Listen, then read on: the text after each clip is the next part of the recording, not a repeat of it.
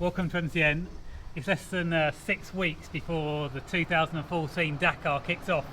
So we've come to Austria to see the KTM Motorsport guys in action, and more importantly their actual Dakar project.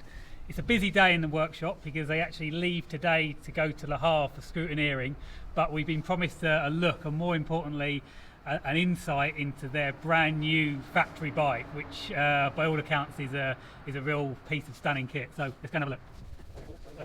So obviously KTM have got a fair bit of history. Callio's 250 there.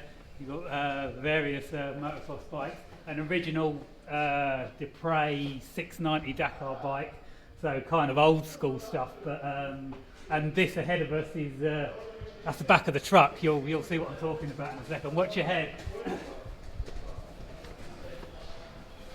So basically these guys take two of the big trucks for support. If it was anything like last year, because I was at the Dakar in 2013, one is pretty much set up for the factory side of things and the other one is set up for customer support. But as you will see, it's a piece of real sort of putting everything together, real puzzle to get everything in that they need, because ultimately it's a huge race. So many things have to be accounted for in terms of spare parts. You know, they're changing wheels and tyres every single day and mousses. Obviously, obvious things like air filters, oil filters are changing every day, but there's also potential for crash damage. So, and things just breaking because you're doing 8,000 kilometres off road. So, you know, spare fuel tanks for the truck. I mean, the trucks themselves are just amazing things. The trickiest rag holder you're ever likely to see, I think you agree. Beer, if you need some beer. Get these things guys through. They've got the basically the way they kind of set up, they'll have a section in the bivouac.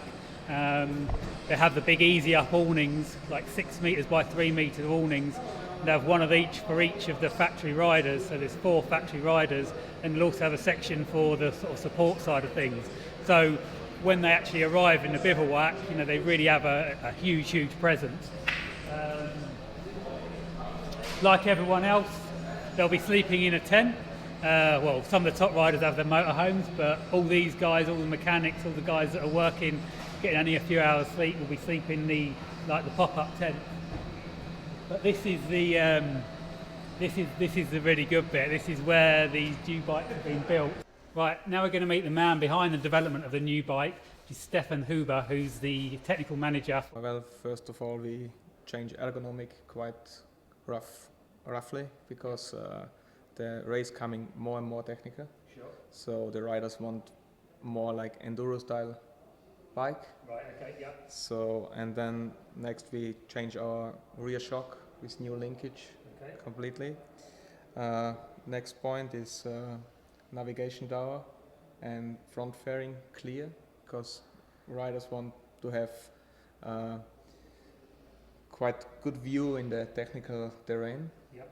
And another key for sure is the new fuel injection engine. Lighter for sure. More powerful? For sure. Always. And you believe easier to ride, I guess, in terms of ergonomics? Yeah, for sure. They're easier from engine side because it's the single head cam, so make it also less moving parts. So it's big change on the engine, also on the handling. How's the atmosphere in the team, and how are you feeling for the race? Because for sure it's going to be quite a good race. You've got more competition than you've had in previous years. Yeah, it's always tough to competing in Dakar because you know the desert is strong and the race is long, a lot of kilometers to do. Yep.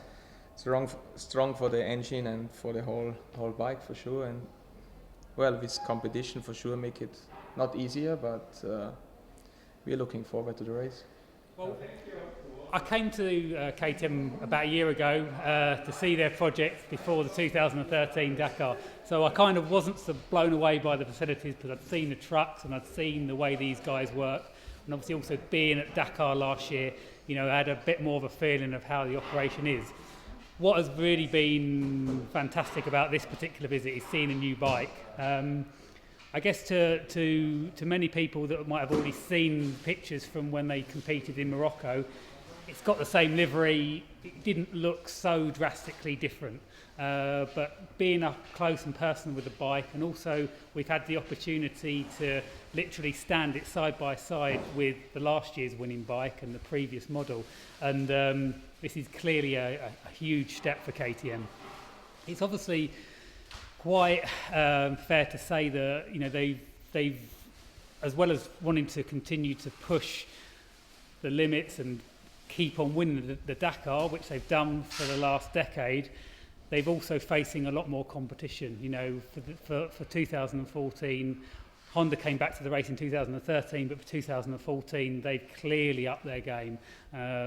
They've improved their bike an awful lot. They've got a very strong rider lineup, and everything we've seen from Honda's bike in the rallies that have run towards the end of this year, they've won 9 out of the 13 stages that have been run. So Honda are clearly on a roll and very, very serious about taking the title away from KTM ultimately.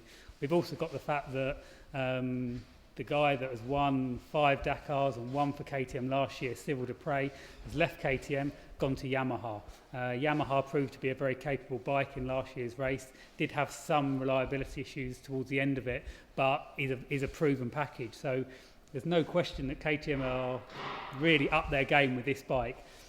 When we've kind of looked at it, you know, the attention to detail is just stunning. It's a sort of bike that you could stare at all day. But the physical size of it is very, very significant.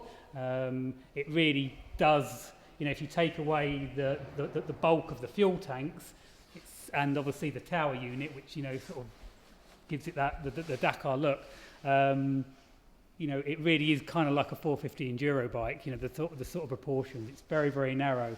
And one real key factor, we saw it last year with Honda, they introduced a transparent screen, but this area was all kind of full. But what KTM have done as a response to the riders and the fact that Dakar is getting more and more technical, because when it was in Africa, it was a lot of flat out, very, very fast, long stages. Since going to South America, the terrain is different. There is much more technical things, you know, rocky riverbeds, big river crossings, huge dunes. So the riders wanted more feel, wanted to get away from the bigger kind of style Dakar bike. So now, for the first time, you can actually see the front wheel. When the rider is on the bike, you can actually see the front wheel. That may sound a bit strange to people that have never really ridden off-road, but it's kind of quite a key factor on any other form of competition off-road bike. You can very much see the front wheel, so you know what's going on. With this huge tower on a conventional Dakar bike, you couldn't see that front wheel, and it was kind of disconcerting because obviously your handlebars are moving, but all this is staying stationary.